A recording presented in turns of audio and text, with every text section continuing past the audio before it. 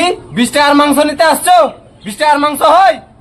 হ্যাঁ, ভাগ এখান থেকে ফকিন্নির বাচ্চা।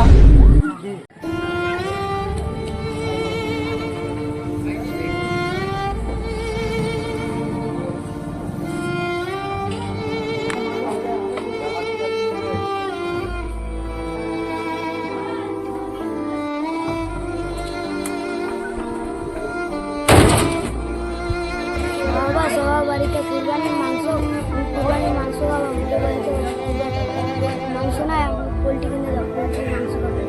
মাংস খাবা? দেখি আমার জিভে কত টাকা আছে। 20টা টাকা আছে বেটা, দেখি মাংস দেয় কিনা।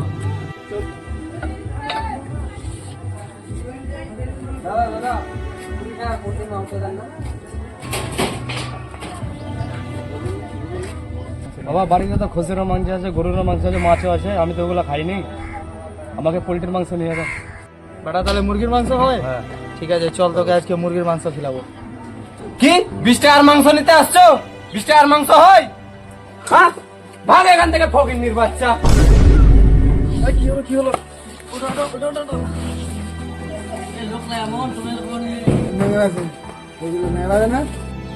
দাদা, আপনি ধাক্কা মারলেন কেন এরকম করে? ও দাদা 20 টাকার মাংস নিতে আসছে, 20 টাকার মাংস হয়? বাবা মাংস খাবো না, চলো বাড়ি।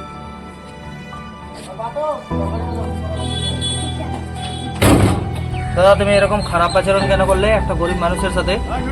দাদা এরকম করা কি তোমার ঠিক হলো? একটা গরিব মানুষকে মারলে? গরিব মানুষ কি লোক হয় না? আর আগে থেকে এরকম করবা না কোনোদিন হয়। ঠিক আছে দাদা, আজকের পর থেকে আমি এরকম করবো না, আমার ভুল হয়ে গেছে, আমাকে ক্ষমা করে দাও। ঠিক আছে দাদা, একটা গোটা পোল্ট্রি দাও তো।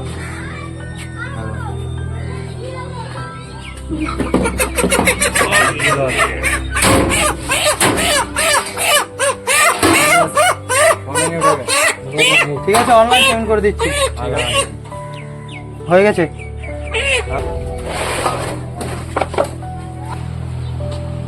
বাবা আজকে আমি তোমার কি করবো? ঠিক আছে বেটা, আল্লাহ আছে রে।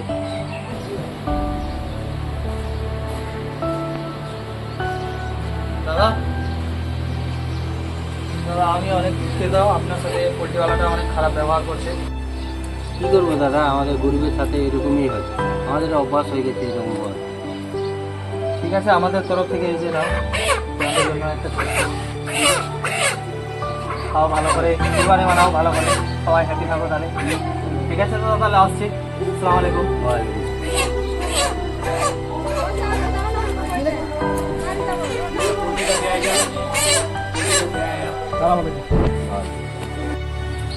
ঠিক আছে বেটা, চলো পোলট্রিটা কাটে রান্না করে খাই।